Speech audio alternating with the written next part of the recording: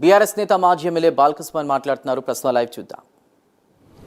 ఈ 3 సంవత్సరాల పాలనలో ప్రభుత్వం ఇచ్చిన 6 గ్యారంటీల మీద కానీ 420 హామీల మీద కానీ వివిధ డిక్లరేషన్ల మీద కానీ ఎవరైతే గట్టిగా మాట్లాడుతున్నారో ప్రశ్నిస్తున్నారో వాళ్ళందరి మీద అక్రమంగా కేసులు పెట్టి జైలుకు పంపించి వేధించుడు వారికి పరిపాటిగా మారిపోయింది.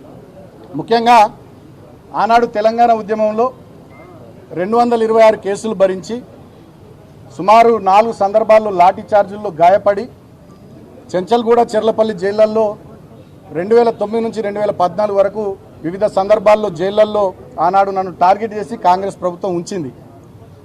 మళ్ళీ వాళ్ళ అధికారంలోకి వచ్చినటువంటి కాంగ్రెస్ ప్రభుత్వం మళ్ళీ నన్ను టార్గెట్ చేస్తూ ఉంది.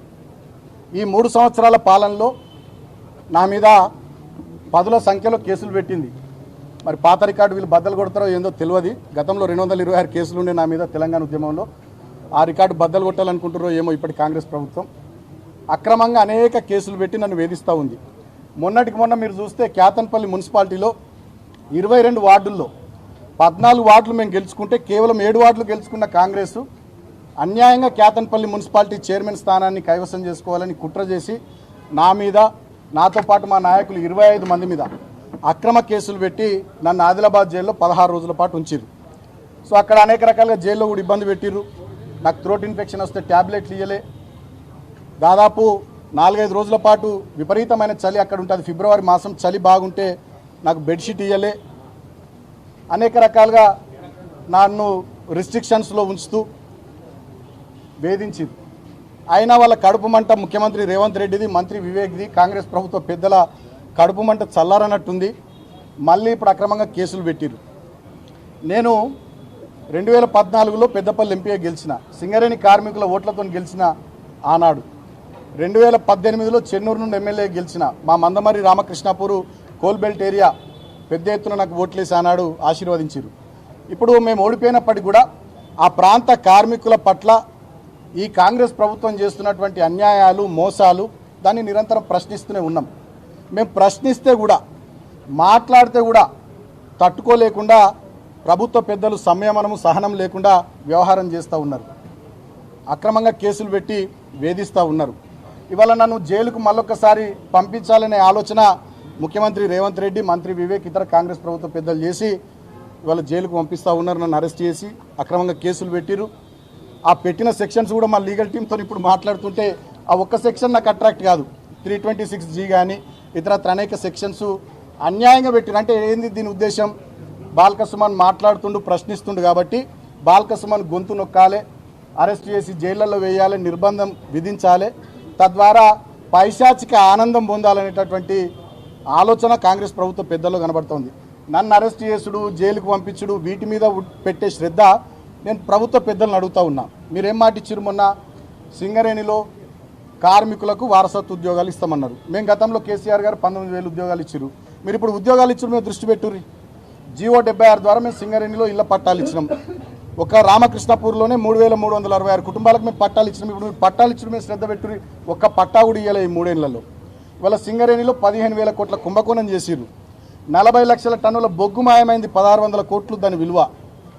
ఇవాళ సింగరేణిలో ఒక్క సంక్షేమ కార్యక్రమం అమలైతే లేదు, కొత్త మైన్స్ లేవు, అనేక కుంభకోణాలు. సోలార్ ప్లాంట్లలో కుంభకోణం, నైని బొగ్గు బ్లాక్ల వేలంలో కుంభకోణం, జైసల్మేర్ దగ్గర ఎక్కడనో రాజస్థాన్లో పాకిస్తాన్ బార్డర్లో సోలార్ పవర్ ప్లాంట్ ఏర్పాటు చేస్తారట సింగరేణులు. అది ఎవరికి తెలియదు, అక్కడ ఏమవుతుందో ఏందో తెలియదు. దాంట్లో కుంభకోణం. ఇవాళ మొత్తం సింగరేణి కుంభకోణాలమయమైపోయింది, బొందలగడ్డగా మారిపోయింది. 9 జిల్లాల్లో విస్తరించినటువంటి సింగరేణి, సుమారు 12 నుండి 14 అసెంబ్లీ నియోజకవర్గాల పరిధిలో విస్తరించినటువంటి సింగరేణిలో ఇవాళ మా కార్మికులు కానీ, వాళ్ళ కుటుంబాలు కానీ, రిటైర్డ్ కార్మికులు కానీ, కాంట్రాక్ట్ కార్మికులు కానీ, ఆ ప్రాంత ప్రజలు కానీ చాలా ఆవేదనతోని, ఆందోళనతోని, బాధతో ఉన్నారు. ఆ ప్రాంత ప్రతినిధిగా ఆ ప్రజల తరపున, ఆ కార్మికుల తరపున మేము మాట్లాడుతున్నాం. మేము మాట్లాడుతూనే భరించలేనటువంటి కాంగ్రెస్ ప్రభుత్వ పెద్దలు ప్రజాపాలన పేరిట ఎమర్జెన్సీ నాటి రోజుల్ని తలపిస్తూ ఉన్నారు. మమ్మల్ని భయపెట్టడం, ప్రశ్నించిన వాళ్ళని భయభ్రాంతులకు గురి చేయడం, ఈ రకమైనటువంటి చర్యల ద్వారా పైశాచిక ఆనందం పొందుతూ ఉన్నారు. మొన్నటికి మొన్న రాష్ట్రమంతా చూసింది. అశోక్ అనే ఒక ఆర్టీసీ డ్రైవరు, ఆయన జగిత్యాలలో మీరు వడ్లు కొనుర్రి, మక్కలు కొనుర్రి అంటే ఆయనను వేధించారు. ఇట్లా చాలామందిని వేధిస్తూ ఉన్నారు, ఇబ్బందులు పెడతా ఉన్నారు. అయినప్పటికీ నాకు చట్టం మీద, వ్యవస్థల మీద, న్యాయస్థానం మీద, మా అంబేద్కర్ గారు మహానుభావుడు రాసిన రాజ్యాంగం మీద నాకు నమ్మకం ఉంది. ఈ అరెస్టులు, కేసులు, వేధింపులు, జైళ్ళు ఇవన్నీ కూడా మా లీగల్ టీం చూసుకుంటుంది. సో చట్టాన్ని గౌరవించే వ్యక్తిగా, రాజ్యాంగం పట్ల దాన్ని అనుసరించేటటువంటి వ్యక్తిగా, గతంలో ఎంపీగా, ఎమ్మెల్యేగా పనిచేసిన అనుభవం ఉన్నటువంటి వ్యక్తిగా, డెఫినెట్గా లా అబైడింగ్ సిటిజన్గా నేను అన్ని వ్యవస్థలకు కోఆపరేట్ చేస్తా అని చెప్పి తెలియజేస్తూ, ఇక కొన్ని ఛానల్లో సుమన్ పారిపోయింది, అటుపోయింది, ఇటుపోయింది అంటూ నేను ఎటు పోలే. తెలంగాణ భవన్లో మా పార్టీ యాక్టివిటీ ఉంది, విద్యార్థి భవన్కి సంబంధించినటువంటి మెంబర్షిప్ యాప్ తయారు చేసేది ఉంది. ఆ పనిలో మేము నిమగ్నమైన, మేము ఎటు పోలే. డెఫినెట్గా చట్టాన్ని గౌరవించే వ్యక్తిగా నేను పూర్తి స్థాయిలో సహకరిస్తా. అంతిమంగా నేను ఒకటే కోరుతా ఉన్న కాంగ్రెస్ ప్రభుత్వ పెద్దల్ని, సరే ఇవల్ల మరి ఇప్పటికి నన్ను జైలుకు పంపిస్తున్న రేవంత్ రెడ్డికి, మంత్రి వివేక్కి ఇప్పటికైనా మరి కడుపు మంట సల్లారుతుందో ఏందో చూడాలి. మా మీద పెట్టే శ్రద్ధ, మా మీద చేసే ఎదురుదాడి, మా మీద కేసులు పెట్టి జైళ్ళకు పంపించాలనేటటువంటి దాని మీద ఉన్న మీ తాపత్రయం, దాంట్లో సగమైన మీరు ఇచ్చిన 6 గ్యారంటీల మీద, 420 హామీల మీద, చేవేళ్లలో చెప్పిన ఎస్సీ ఎస్టీ డిక్లరేషన్ మీద, కామారెడ్డిలో చెప్పిన బీసీ డిక్లరేషన్ మీద, వరంగల్లో చెప్పిన రైతు డిక్లరేషన్ మీద, అదేవిధంగా సరూర్ నగర్లో చెప్పిన యూత్ డిక్లరేషన్ మీద పెట్టి ప్రజలకు 4 మంచి పనులు చేయాలని కాంగ్రెస్ ప్రభుత్వ పెద్దల్ని కోరుతా ఉన్నా. అంతిమంగా న్యాయం గెలుస్తుంది, ధర్మం గెలుస్తుంది.